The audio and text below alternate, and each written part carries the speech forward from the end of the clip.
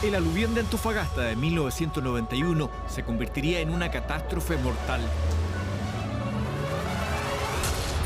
Cerca de 100 personas fueron arrastradas por el agua y sepultadas por una masa de barro que superó los 2 metros de altura.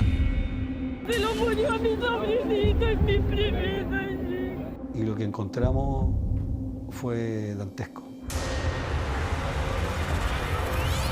Eran ríos que caían desde el cielo, digamos. Iba desnuda, ya el agua me había arrancado la ropa, todo. Todos se los llevaron, no se pueden encontrar. Toda desapareció la familia completa desde allá hasta acá. El aluvión se plasmaba en víctimas, en rostro humano, ¿no? ¿Y qué recuerdas de lo que pasó en la casa? Que se destruyó. Me baja la pena. Recordarlo a ellos, sí. ¿Cómo sería esa noche que ellos pasaron ese dolor y que no lo pude socorrer? La tragedia movilizaría a todo el país: carabineros, la Armada, el Ejército y el gobierno central. Un hecho político marcaría la emergencia.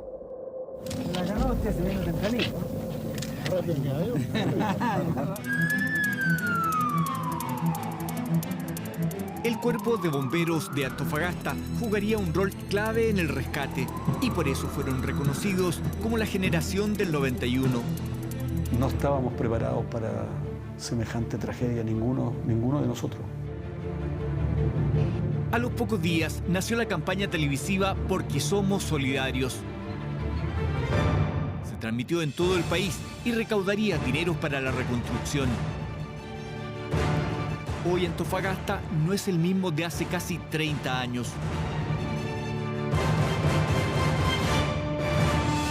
Algunos de los protagonistas del desastre están transmitiendo su experiencia a las nuevas generaciones.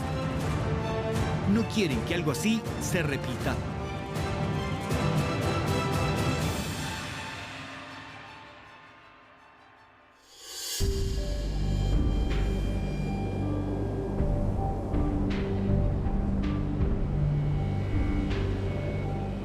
Antofagasta es la capital de la zona que comprende el norte grande de Chile. La riqueza de la minería ha traído prosperidad a muchos de sus habitantes. Hoy se presenta como la ciudad con mayor ingreso per cápita de todo el país. Aún así, en la ladera de los cerros siguen existiendo viviendas muy frágiles. Y sus habitantes son los más expuestos a las inclemencias de la naturaleza.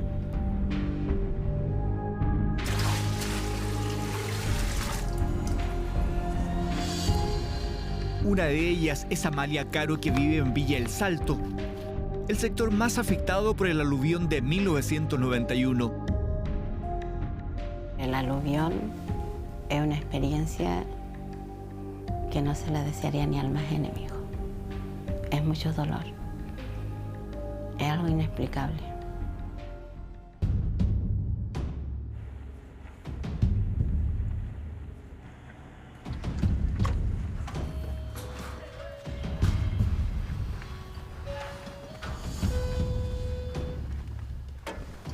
Hola, Amalia. Hola. Llegó a la casa de Amalia casi 3 décadas después de la tragedia. Aún tiene marcadas en su cuerpo las huellas de lo que le tocó vivir. Esta es una piedra. Sí. ¿Se encapsuló ahí dentro de tu oreja? Sí, y nunca me la he querido sacar. ¿Tú recuerdas en qué momento se incrustó? No. No sé. No sé, pero lo único es que ha vivido todos estos años conmigo ella.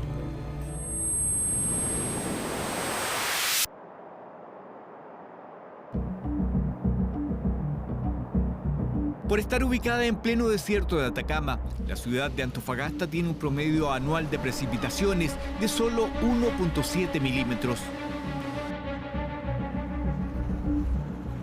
Con esa cantidad de agua, apenas se mojan las calles, apenas se riegan las plantas y es muy raro que alguno de sus habitantes salga con paraguas.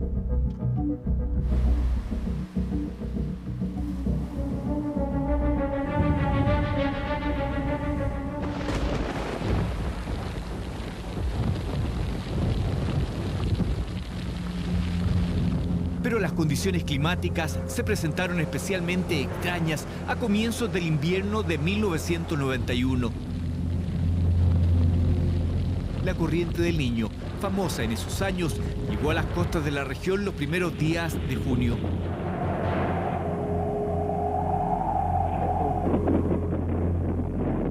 El fenómeno del Niño, que si bien se desarrolla en zonas tropicales y cambia la temperatura de las aguas, puede influir en el clima de otras partes del mundo. Y ese año le tocó a Antofagasta.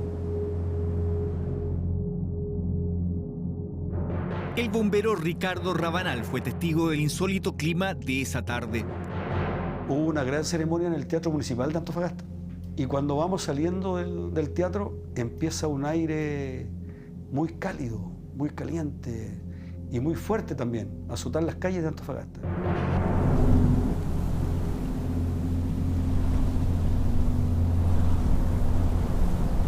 Y a eso como yo calculo como de las 11:30, 12 de la noche, empieza a llover fuertemente. Fue algo nuevo para nosotros, los antofagastinos, más que nada, porque Antofagasta no es una ciudad de lluvia ni cosas así. Era un escenario vistoso, jamás vivido por muchos de sus habitantes, que los instó a salir a las calles a presenciar el agua corriendo por veredas y a ver las olas que reventaban con fuerza en el borde costero.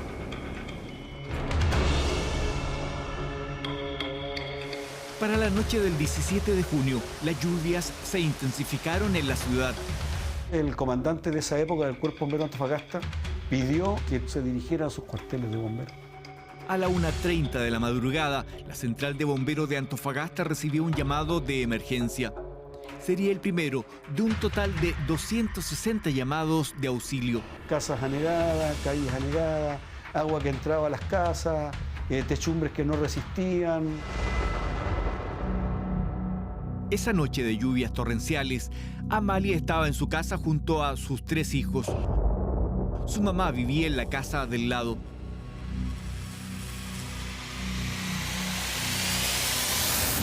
La primera señal de alarma apareció a los pies de su cama. Me bajé de mi cama y me di cuenta que estaba con agua al piso y chapoteamos. Entonces tomé la guagua de la cuna y cuando la tomé me di cuenta de que la cuna estaba mojada.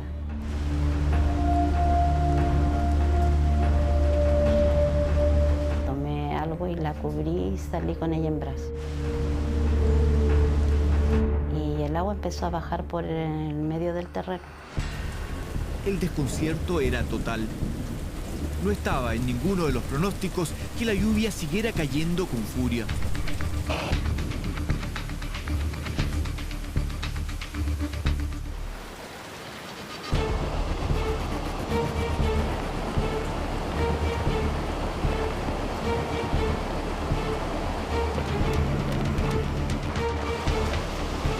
A eso de las 3 de la mañana de ese fatídico 18 de junio de 1991, una mezcla de barro, piedras y otros sedimentos que había estado por años atascada en los cerros, bajaba a toda velocidad y se encontraría de frente con la ciudad en cosa de minutos. El agua era descomunal. Eran ríos que caían desde el cielo, digamos. Se cayeron los postes, no había iluminación. Solo sentíamos el ruido feo que traía el agua y de todo lo que arrastraba con ella. En este momento llueve intensamente en todos los sectores de la ciudad. La casa se empezó a derrumbar. Vino una avalancha y nos tiró a todos al terreno del lago. Amalia también fue arrastrada por el aluvión y perdería contacto con toda su familia, Evelyn, Sonia, Johnny y su madre. Fue la última vez que vi a todos los de mi casa. De ahí el agua me llevó por la quebrada hacia abajo hasta la circunvalación. Estamos llegando ya a esta avenida. ¿Cómo se llama esta avenida? Antiguamente era la circunvalación, ahora es Padre Hurtado. La cosa es que ahí yo quedé en una casa, pero me puso la ola del agua, me llevó sobre el techo y me dejó al otro lado. Ahí ya quedé pilla entera, solamente quedé con la cabeza afuera. Amalia quedó atascada en los restos de una construcción, 5 cuadras más abajo desde la última vez que vio a su familia. Allí pudo aferrarse a algunos escombros. Ya iba desnuda, ya el agua me había arrancado la ropa, todo. Y me encuclillé en la solera viendo qué podía hacer. Pasó un caballero en un taxi, que el auto venía desde el lado sur hacia el lado norte. Y le digo, por favor, yo le digo, ayúdame. Y él como que se sorprendió, me dice que tú estás loca, mira cómo saliste a la calle, estás desnuda. Yo le digo, pero no sabes lo que pasó, la Villa El Salto se perdió. Amalia no recibió asistencia en varias horas. El paradero de toda su familia no sabría hasta mucho después.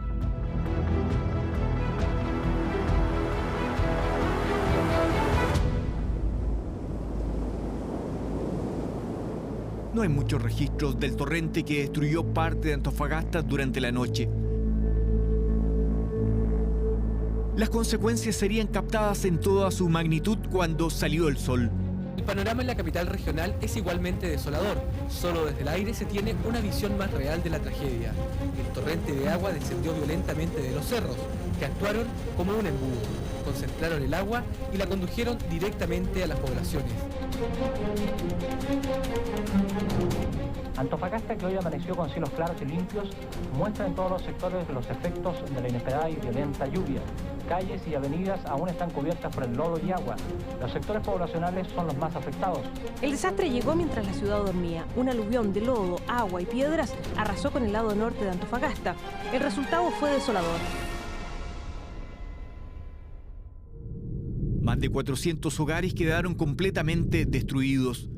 El barro se elevó por sobre los 2 metros, dejando sepultadas pertenencias, recuerdos, historias, animales y personas. Toneladas de barro y lodo arrasaron con lo poco que tenían, quizás la gente más humilde de Antofagasta. En cada metro de recorrido, un nuevo drama quedaba de manifiesto. Lo que pasó yo no se lo doy a nadie. A nadie. Y yo me vi luego en un mar de barro y no podía sujetarme de nada, me sujetaba en algo y todo me golpeaba. Más de 800.000 metros cúbicos de barro se acumularon en toda la ciudad. En el centro comercial de Antofagasta, locatarios veían con preocupación las mermas en sus fuentes de trabajo. Las pérdidas materiales llegaron a elevarse a los 70 millones de dólares de la época. Algo así como 130 millones de dólares de hoy. Una tragedia social, emocional y también económica. Pocos hospitales disponibles colapsaron. Los heridos llegaban en masa y familiares angustiados buscaban a sus cercanos desaparecidos.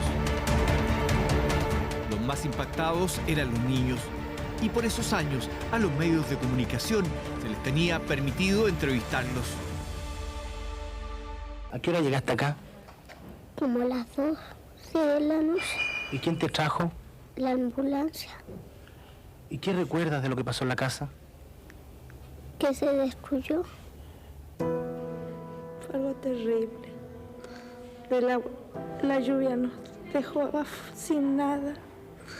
Se vino abajo mi casa y con mi esposo y mi hijito más mayor salimos los 4, nos llevaba el agua. Y yo tomé a mi hijo, pero la fuerza del agua me lo solté y quedamos pillados en medio de unos escombros. Y después unos vecinos, yo gritando para que pudieran sacarlo, y yo sentía que era mi guagua, pero no sabía dónde estaba. Usted perdió a su hijo en su casa. ¿Dónde lo encontró? Aquí en el hospital. Yo lo único que recuerdo es que los vecinos me dijeron que ellos lo habían sacado en medio de los escombros. Y si no lo hubiesen sacado ellos, mi hijo hubiese muerto ahogado por el barro. Una de las pacientes que llegó ese día a la sala de urgencias, a duras penas y prácticamente con el último aliento, fue Amalia Caro. Cuando llegué no tenía visibilidad, porque tenía los ojos con barro, no se veía. Me llevaron a pabellón, pues ya me durmieron. Después cuando desperté quise saber de mi gente qué pasaba. Amalia era también entrevistada en el hospital por el equipo de prensa de Canal 13. que me pasó. Yo creo que por ahora lo único que me queda es resignación de mis niñitos, porque mi guagua tenía 2 años y mi niño 4. Y yo quisiera que no, a ellos no les hubiera pasado nada más que a mí nomás, que fue terrible verlos perderse en el agua. La primera visita que recibió en el hospital fue la de su padre, a quien encomendó la búsqueda de sus seres queridos. Yo le digo, papá, nunca tuvimos la oportunidad de que tú estuvieras junto conmigo, pero ahora Dios nos puso esta oportunidad, busca a mis hijos y tiénelo hasta que yo salga. Y él así bien espontáneo me dice, ¿sabes qué, loca? Y tu mamá y tus hijos los encontraron destrozados, están muertos.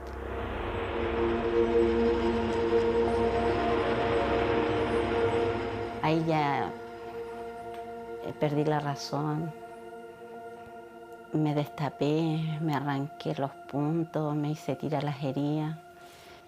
Y hasta que llegó la enfermera, pues yo le decía que por favor que me ayudara a quitarme la vida. Yo ya no quería vivir. Yo le decía, ya no hay razón de vida, se murieron mis hijos, se murió mi mamá, ¿qué quiere? Ella se enteraba de la forma más violenta de la muerte de sus hijos y de su mamá. Su historia sería nuevamente destacada por los medios de comunicación meses después de la catástrofe. En Antofagasta hay personas para quienes esta noche y mañana van a ser especialmente dolorosas. Para ellas, reconstruir es más difícil porque tienen que acostumbrarse a lo irreparable. Y eso cuesta mucho. Todavía no se supera bien todo lo que se ha pasado, porque vienen unos momentos de nostalgia, de recuerdo y de impotencia, de que esa noche no se pudo hacer nada por los que queríamos. Hay cicatrices en sus cuerpos por los trozos de concreto, madera, vidrios y piedras que traía el torrente. Fue como que eso tenía vida esa noche. Y esa noche era como que era el fin del mundo. En lo emocional, las marcas son profundas. En algunos casos, los médicos han visto estados de insomnio, angustia y hasta miedo a la lluvia. Cuando está el tiempo malo, yo no me quedo acá. Me baja la pena. Recordarlo a ellos, sí. De repente, por ejemplo, yo te digo, de todo lo que recobré de mi casa fue un chaleco de mi mamá y uno de mi hijo que le puse esa noche. De repente lo pongo así, lo reconstruyo y pienso que cómo sería esa noche que ellos pasaron ese dolor y que no lo pude socorrer. Pero sí da pena. Da pena. Amalia creyó por meses que no volvería a ver a alguno de sus seres queridos. Tendría que ocurrir un verdadero milagro para que volviera a ponerse de pie.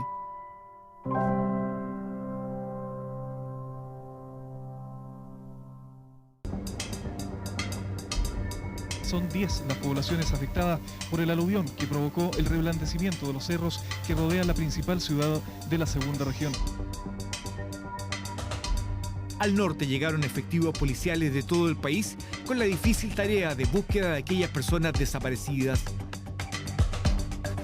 Para la mañana del 18 de junio de 1991, había casi un centenar de víctimas bajo el barro. Nos vamos a trasladar al lugar. Seguramente nos vamos a encontrar con algún tipo de maquinaria pesada que va a estar haciendo remoción de escombros. Vamos a ir apoyados por una sección de 30 carabineros alumnos con suficiente material de palas, picotas, chuzos y carretillas que nos puedan, en cierto modo, facilitar la tarea de búsqueda. La humedad y profundidad en que se encuentran los desaparecidos frenaron los resultados, aun cuando los perros dieron buenas pistas. En cada uno de los sitios donde intuyeron la presencia de muertos, se siguió excavando y por último se dejaron marcas para seguir en los próximos días. En ese ambiente de destrucción y muerte que recorría las calles de Antofagasta, el bombero Rabanal vería la cara más oscura del aluvión. Y lo que encontramos fue dantesco. El aluvión se plasmaba en víctimas, en rostros humanos, ¿no? No eran casas, no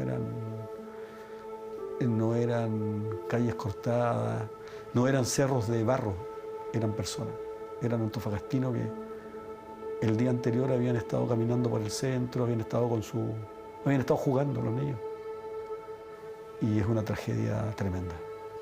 Está grabado como uno de los recuerdos más tristes de mi vida. Lenta, penosa y extremadamente difíciles están resultando las faenas de rescate de las víctimas aún bajo tierra. El barro y agua de ayer, hoy es tierra dura. Como sectores completos desaparecieron, no se sabe si los cadáveres quedaron cerca de las casas o fueron arrastrados por la corriente. Cada 15 minutos en el cementerio general de Antofagasta se realizaba un funeral. La mayoría de los muertos eran menores.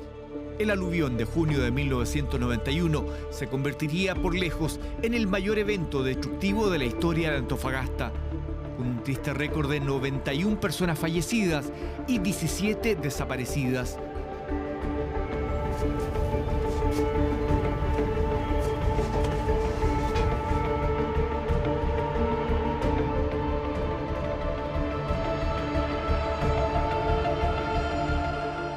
La naturaleza esa noche cobró fuerza y cobró vida. Dejó familias destrozadas, hogares que no se reconstruyeron más. Porque si te leo la lápida, hay familias completas que se fueron. Se fue desde la mamá, la abuelita, la hija, los nietos.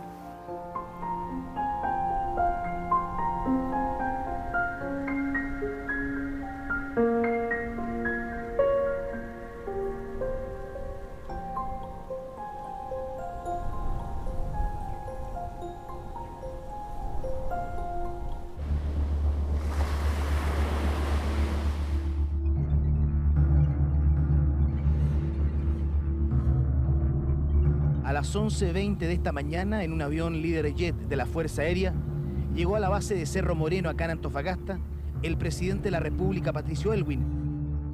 Esta visita obedece a un doble propósito. Por una parte, imponerme personalmente la magnitud de la catástrofe y, en segundo término, para expresarle mi solidaridad personal acompañando de algún modo a las víctimas, a las familias afectadas.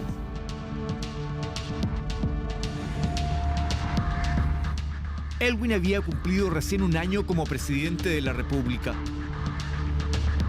El aluvión se convertía en la primera catástrofe de proporciones que debía afrontar. El presidente recorrió calles, albergues y hospitales. El primer mandatario inició un recorrido por los sectores más afectados. El trayecto se hizo difícil fundamentalmente debido a las demandas de los damnificados. Lo principal, la falta de agua potable. Incluso mucha gente expresaba al jefe de Estado toda su desesperación por la pérdida de algún ser querido. Se lo murió a mi sobrinita, mi primita. Pero un hecho curioso acapararía la atención de la prensa. En las primeras horas de esta tarde, el presidente de la República reinició su recorrido por los puntos más afectados de Antofagasta. Específicamente ha llegado hasta el regimiento Esmeralda número 7, donde es recibido por el comandante en jefe del ejército, general Augusto Pinochet. Algunas horas antes de la llegada del presidente Aylwin, había aterrizado en Antofagasta el por ese entonces comandante en jefe del ejército, el general Augusto Pinochet. La ganó usted, se vino tempranito.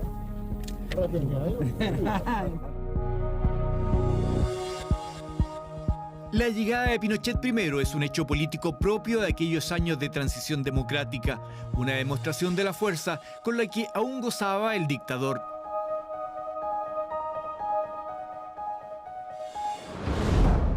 Llegaba la noche, el frío y el miedo acechaban. Se habilitaron albergues para quienes lo habían perdido todo. ¿Usted con quién está?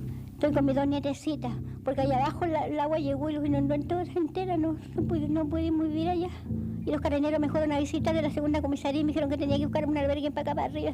Está todo inundado, la ropa, todo quedó revuelto, zapatos, ollas que salieron para afuera, todo quedó flotando, lleno de barro. Son 65.000 en total, pero solo 16.000 se encuentran registrados en albergues. La necesidad de cuidar lo poco que les queda y la falta de lugares donde pernoctar obliga a este sacrificio. ¿Pasan la noche ahí arriba? Acá arriba, cuidando las cosas que quedan.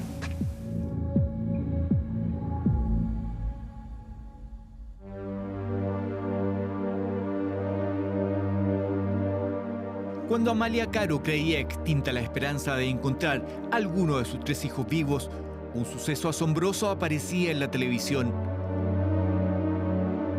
Estuve cerca de 2 meses hospitalizada. De hecho, fui la última en salir. La cosa es que había una tele. Y en una de esas que estoy volviendo así como estoy teniendo lucidez, vi a la Evelyn en la tele.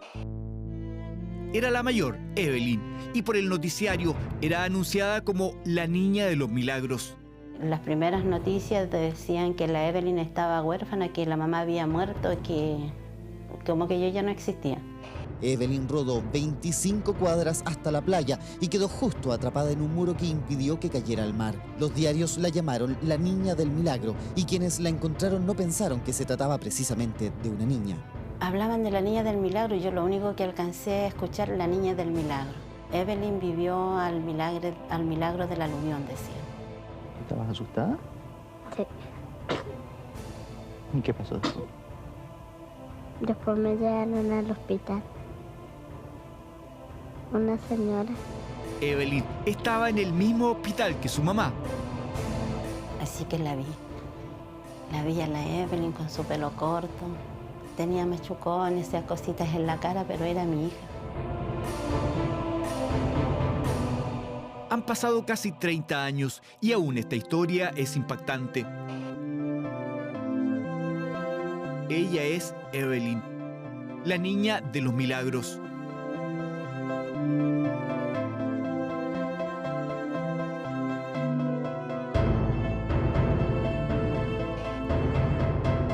Yo no sabía que ella había visto las noticias.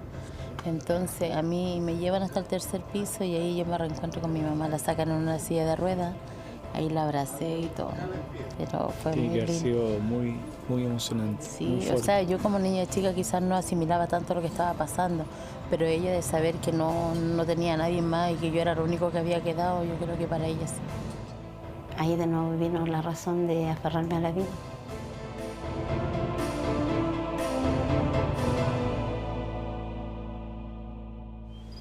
Un equipo de rescate iba a jugar un rol clave durante el desastre. La primera fuerza de choque en toda catástrofe es bomberos y en esta oportunidad no ha sido la excepción. Cerca de 400 voluntarios de Antofagasta y localidades vecinas han trabajado intensamente. En cifras se traducen 300 rescates de personas, atención a más de 200 heridos y rescate de 30 víctimas fatales. No estábamos preparados para semejante tragedia, ninguno de nosotros. No teníamos ningún curso, no teníamos los medios, no teníamos los conocimientos y tratamos de hacer lo que mejor pudimos y creo que Antofagasta lo hizo bien.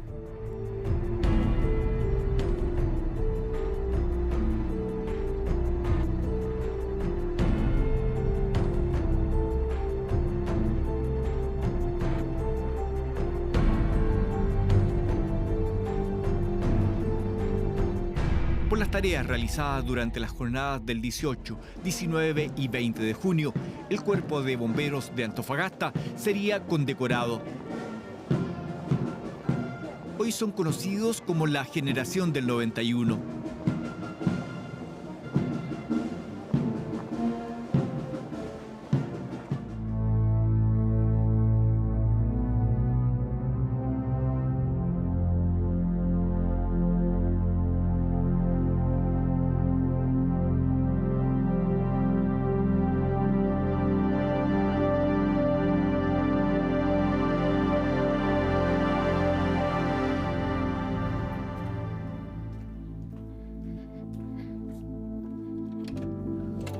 Hola, ¿qué tal? ¿Cómo le va? Buenos días. Un gusto conocerla. Igualmente, pues.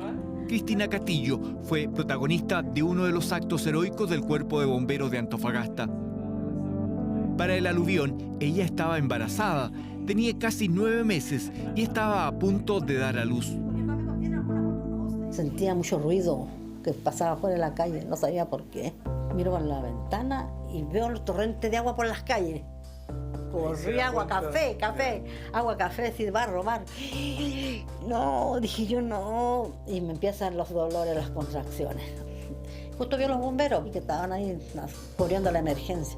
Me subieron a un carro grande y yo adentro ahí, y el bombero me decía, aguanta mujer, aguanta, me decía dentro del vehículo. Yo no puedo, no, me dice, tú aguantáis. No sé cómo llegamos al hospital, pero llegamos. Abrieron la puerta a la maternidad, el bombero me pone en la mesa de parto y no hubo más tiempo. ¡Pum! ¿En serio? Estaba Juan el bebé. Cristina recuerda cada detalle de cómo nació su hijo Patricio y de una experiencia que la marcaría para toda la vida. Pero nunca supo quién fue el bombero que logró esta hazaña. Nos dirigimos a la tercera compañía de bomberos de Antofagasta. Quiero conocer más sobre el papel que jugó la generación del 91 la noche del aluvión. Y Cristina viene con la esperanza de encontrar información sobre el bombero que la salvó cuando su hijo Patricio estaba a minutos de nacer. Cristina nos sentamos a escuchar parte de las historias de estos bomberos con la ilusión de que uno de ellos sea quien la ayudó la noche del 17 de junio de 1991.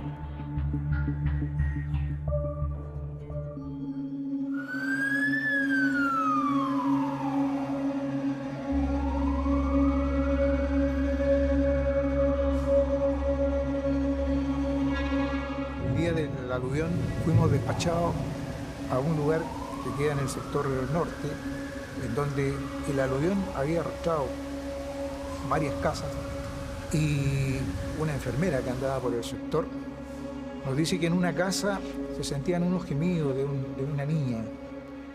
Empezamos a ubicar la casa, era muy difícil porque estaba todo tapado con lodo, con barro de las poblaciones que estaban más arriba, se había venido todo encima, era como una muralla que había.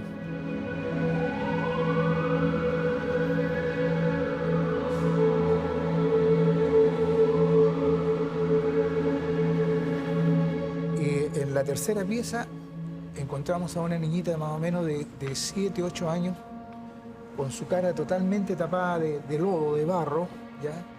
Estaba, digamos, con hipotermia, y logramos sacarla. Y la llevamos en el emblemático carro que tenemos nosotros atrás hacia el hospital. Incluso nosotros, cuando el carro se desplazó por, como le digo, por la calle Baquedano, nosotros veíamos personas que iban que se las llevaba el mar.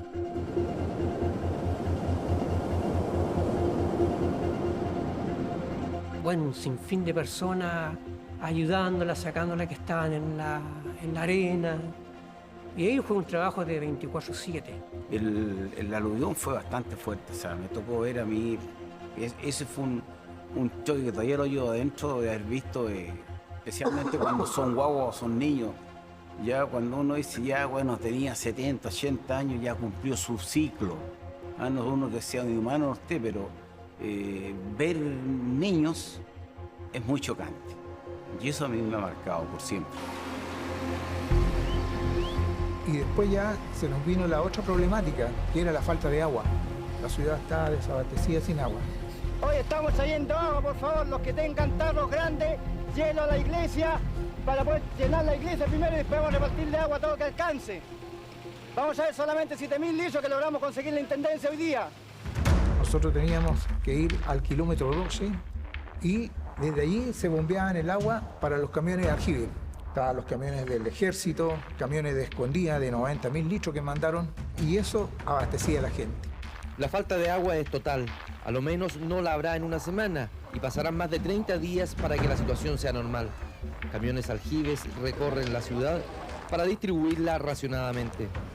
Si alcanza es para lo elemental, por eso muchos ya empiezan a alterarse con tanta incertidumbre. Como suele suceder, las críticas por la escasa o nula ayuda son casi generales. Es triste estar sin agua, señor. Ojalá de que nos den un poquito más de atención.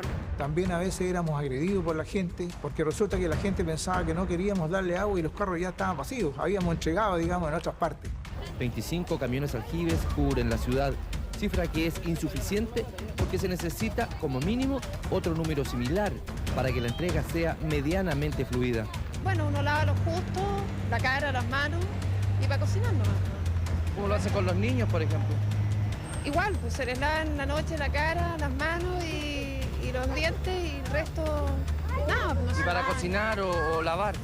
No se lava ropa, no podemos lavar ropa. Otra alternativa para superar la crisis es el mar. El agua de ahí, al menos, sirve para limpiar los servicios higiénicos. En estas condiciones, como es de suponer, ya no queda en Antofagasta agua mineral. Quienes vienen de Santiago aprovechan de traer algo, pero en la ciudad ya no hay, lo mismo que otros alimentos que empiezan a agotarse. En la madrugada llegó el primero de los 4 buques de la Armada con agua para la población antofagastina. La barcaza Águila, procedente de Iquique, trajo más de 50.000 litros, que de inmediato traspasó los camiones aljibes.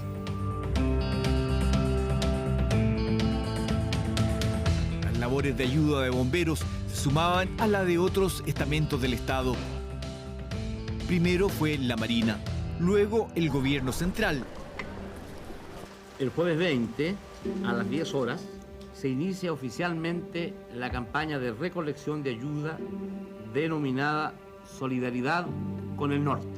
En 26 puntos del Gran Santiago, voluntarios debidamente identificados recolectarán la ayuda en camiones del Ejército para trasladarla a bodegas de ONEMI, clasificarla y transportarla a Antofagasta. En terreno, el Ejército distribuía ropa, abrigo, alimentos y no perecibles. Los medios de comunicación jugarían un rol fundamental como aglutinadores de toda esta ayuda. ¿Lo perdió todo? Todo. Mi esposa, un hijo y mi nieta. Ojalá que el resto de Chile ayude a los que están vivos y puedan volver a construir lo que con tanto esfuerzo hicieron. Sí, eso es lo que esperamos todos. Porque nosotros siempre hemos cooperado con los demás cuando ha pasado algo. Nos corresponde a nosotros ahora estar en desgracia. Y la gente yo creo que se va a acordar. Porque Chile así unió. ¿Qué pasó con la gente que vive aquí? Toda desapareció la familia completa, desde allá hasta acá. Todos se los llevaron, no se pueden encontrar. Don Francisco, por Dios, qué terrible. Hay dolor en mucha gente, pero hay mucha gente más que tiene que seguir viviendo, que tiene que tener esperanza. Y los que podemos dar esa esperanza somos nosotros. Don Francisco y Canal 13 iniciaban la campaña Porque Somos Solidarios.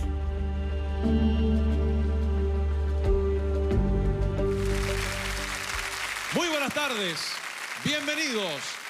Aquí está con ustedes el animador internacional Mario Kreuzberger, Don Francisco.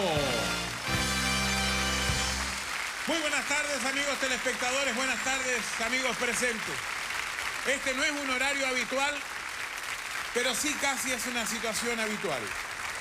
¿Cuántos de ustedes, en mayor o menor grado, en alguna oportunidad no sufrieron por los embates de la naturaleza? Muy buenas tardes, don Francisco. Exactamente, porque somos solidarios. Estamos esta tarde aquí, todos Chile Unido, y acá tenemos algunos camiones, empresas que se han hecho presentes para hacer su importante, esperamos, aporte en esta tarde de solidaridad. Buenas tardes, don Francisco. Realmente hay una gran cantidad de gente a nuestras espaldas tratando de ayudar. Hemos recibido bastante ayuda, pero necesitamos mucho más. Una caravana compuesta por 25 camiones se dirigen hacia la ciudad de Antofagasta, con la ayuda que toda la comunidad de la región metropolitana aportó a raíz de la tragedia ocurrida en el norte del país. ¿Cómo califica usted la respuesta a la comunidad de la región? Es realmente estimulante ver de qué manera el país se pone frente a la emergencia. Y esperamos que todo Chile diga, porque somos solidarios. Antofagasta, yo quiero decirte, el Chile entero estamos contigo. ¡Chile!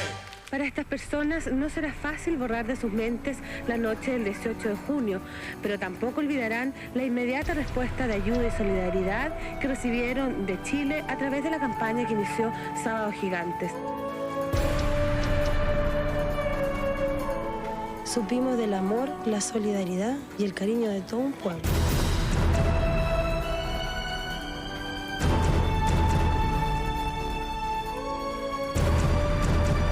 Llegaron hoy los camiones provenientes de Santiago con la cuantiosa ayuda que se recolectó en la campaña de Canal 13 a través de Sábado Gigantes. Un año y medio después del aluvión, don Francisco y autoridades de la época inauguraban viviendas para 250 familias con los dineros recolectados por la campaña Porque Somos Solidarios. Una vez más, sin hacer ningún distingo, sin ninguna diferencia. Niños pequeños, adolescentes, adultos, ancianos, ricos, pobres, de todas las tendencias políticas, de todas las ideas, se unieron bajo esta palabra maravillosa, bajo esta palabra solidaridad, que permite después de un año y un poco más ver los frutos, cómo detrás del dolor, cómo detrás de las pérdidas irreparables que vimos aquel día, hoy día se levantan unas casas maravillosas. Una de las beneficiadas con las nuevas viviendas fue Amalia Caro. Y la casa hoy día, esta entrega, ¿qué significa para usted? Alguna seguridad y ahora de decir que realmente va a ser de nosotros, aunque nos cueste sacrificio, pero va a ser de nosotros.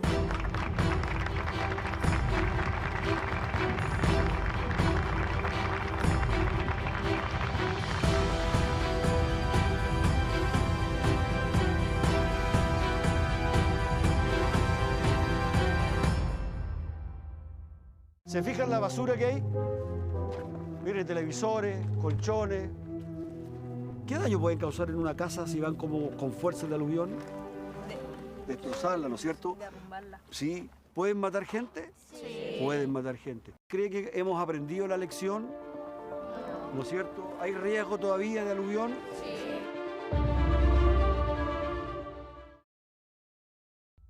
De vuelta en el cuartel de bomberos, aún nos quedaba por escuchar la última y más emotiva de las historias. La historia que me dejó marcado de por vida. Estaba en una unidad de rescate y el comandante nos destina al sector Coviefi, que es el sector sur alto de acá, para ver cómo estaba la situación. No logramos cruzar porque venía el río de agua, era un río de agua. Se habían apagado las luces, se habían los cortes y solamente alumbrar las luces de los carros. Vimos pasar autos, muebles, casas y personas. Y la gente gritaba. Logramos sacar 2 señoritas. Venían desnudas, venían café completo, enlodadas, hecho pedazos, venían cortadas. La llevamos al carro, la pusimos en la camilla. Y de un auto sale un señor haciendo señas. Para. Dice, ¿qué pasa? Dice, mi señora está dando a luz. Dije, yo no sé atender un parto. Y llamo por radio a la central, digo, comandante, necesito una ambulancia en el lugar. Y me dice, arréglatela como tú puedas, no hay ambulancia en Antofagasta. Y me acuerdo que la dama la pusimos al medio. Iba el conductor, el asiento largo, la dama y yo al lado. Esa fue la historia que más me marcó en esta vida, de todo eso. Lo escucho y me tocó, porque fue usted el que me sacó a mí de ese vehículo. Me dejó marcado. A mí igual, porque usted me salvó la vida. Y siempre pensé en los bomberos, porque dije, los bomberos me salvaron la vida. Uno de ellos, especialmente. Porque yo siempre quise saber quién había sido y era usted. Increíble conocer a la mujer.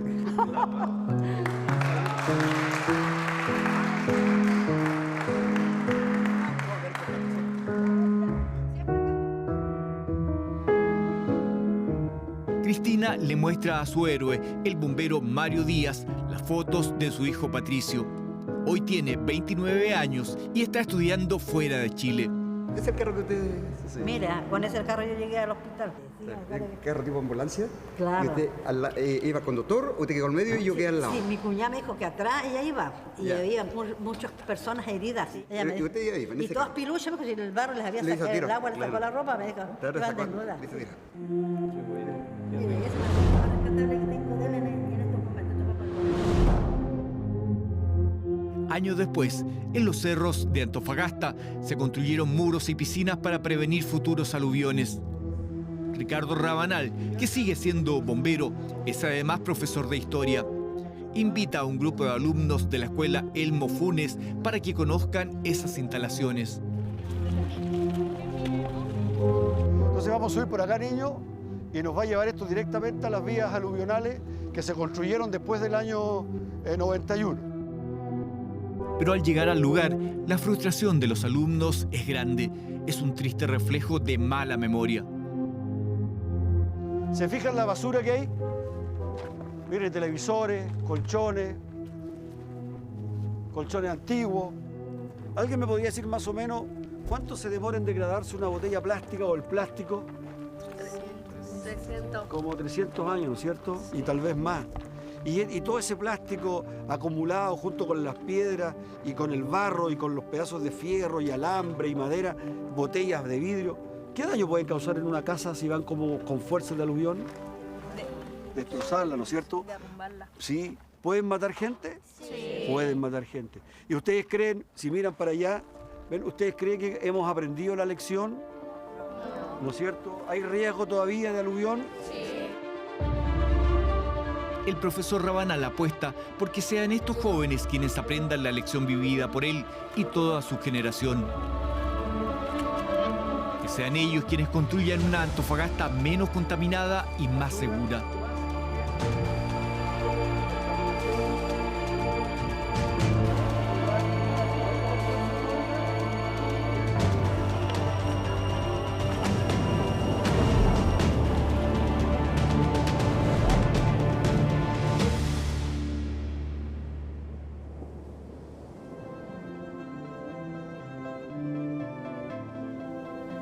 De lo que te queda de lo que viviste, la experiencia de superar el dolor y de olvidarte un poco de lo que te pasó y empezar a armar un nuevo mundo, una nueva vida para continuar.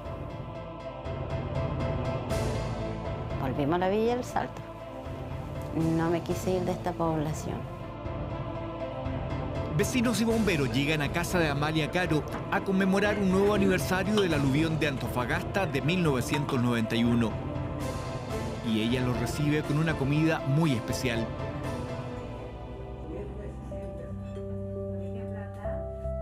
Cuando mi mamá estaba viva, tenía una vida bien entregada a la gente. Por ejemplo, a las personas de la tercera edad, viejitos que eran impedidos, le ayudaba a ver médicos, darle las atenciones que necesitaba, buscar ayuda donde se podía, viendo el bienestar de los pobladores. Amalia rinde tributo al espíritu solidario de su madre con este plato. La calapulca es un plato, digamos, como típico de la primera región. Cada vez que preparo la calapulca, recordándola a ella.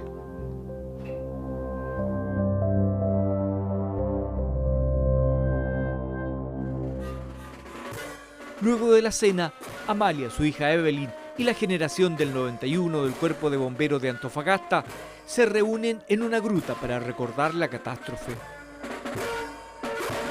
Pese al dolor, no quieren olvidarla. Para bien o para mal, el aluvión los convirtió en las personas que son hoy día.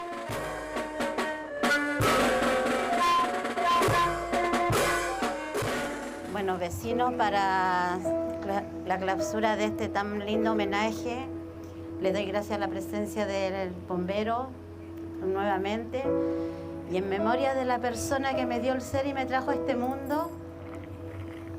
La perdí trágicamente esa noche, pero mientras Dios me dé vida, aunque sea la única persona que recuerde el 18 de junio, voy a estar ahí para homenajear un año más de tan lamentable suceso.